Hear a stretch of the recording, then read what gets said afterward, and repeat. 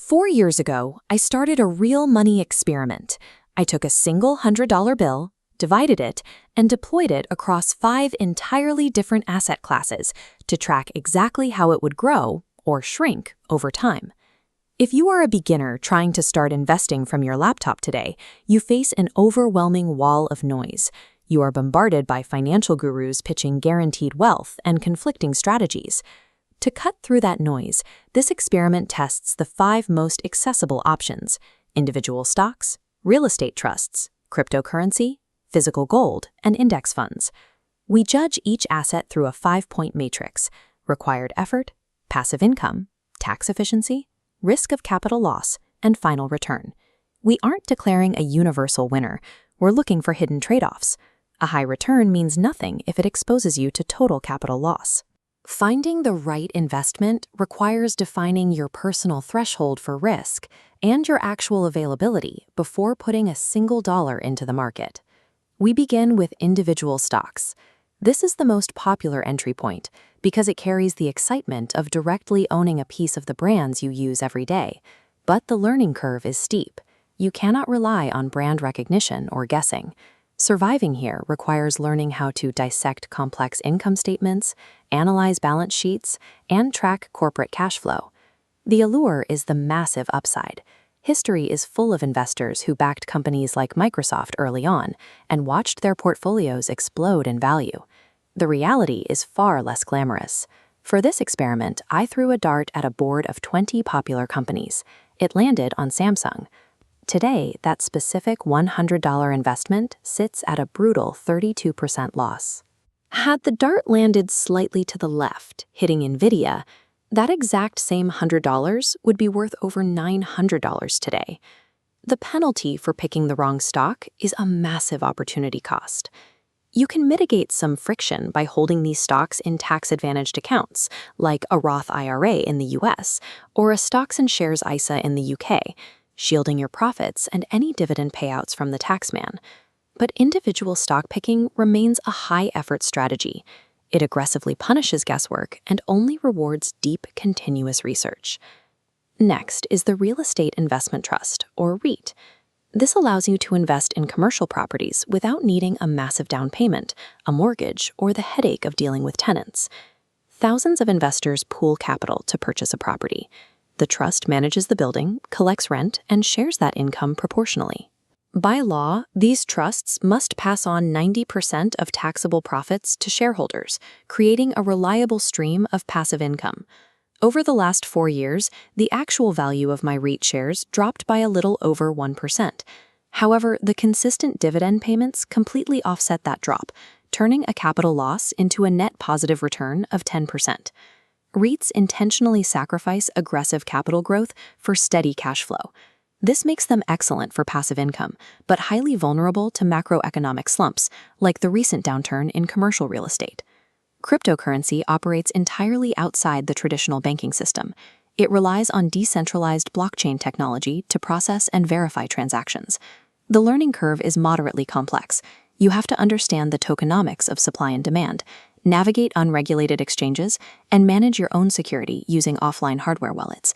The sheer physical infrastructure required to maintain and secure these decentralized networks is massive, consuming enormous amounts of computing power globally. The financial reward for navigating this complexity was staggering.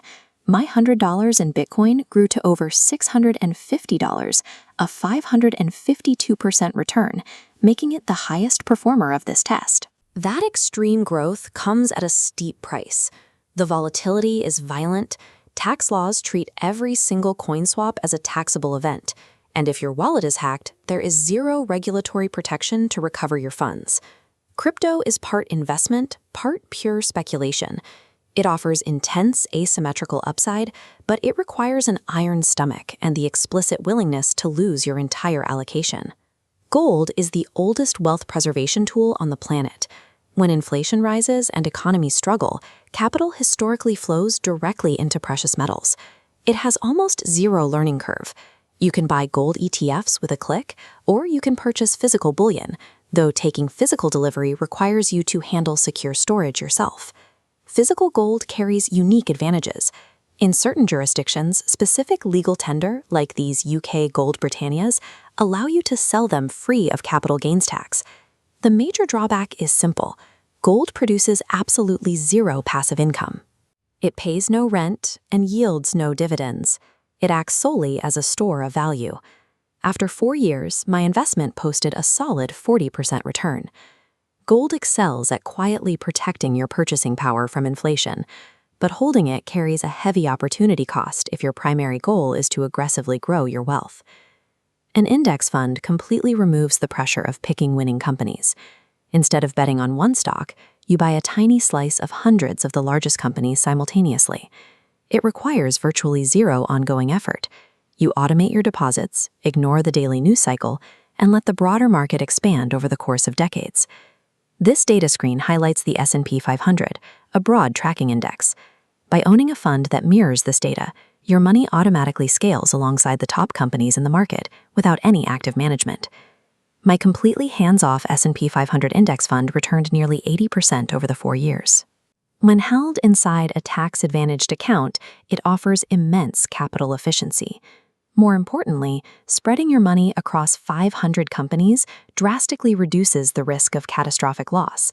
For the average person who lacks the time to analyze balance sheets, index funds provide the mathematically optimal balance between minimal effort and reliable compound growth. Now that we have the raw data, the question remains, where should you actually allocate your first $100? The answer depends entirely on your scenario. You have to map the specific asset class directly to your personal life profile. If you have a busy career, limited time for research, and want a set-and-forget strategy, the data points clearly to index funds. If you want to optimize for steady cash flow without the physical labor of property management, REITs are built specifically for that purpose. And if you are willing to risk your capital for a chance at massive upside, cryptocurrency provides the steepest possible reward. Matching the investment directly to your personality and risk tolerance is how you survive market dips. It prevents the emotional panic selling that historically wipes out portfolios. You also don't have to choose just one. You can blend these assets together, taking a stable foundation of index funds and gold and layering on smaller allocations of higher-risk tech stocks or crypto. But regardless of how you allocate your money, the true engine of wealth creation is the mathematical force of compounding interest. Even a single $100 bill will multiply into something life-changing if you leave it alone and give it enough uninterrupted time to grow. The worst investment you can make is putting money into an asset you don't understand. But the absolute biggest financial risk of all is simply waiting to get started.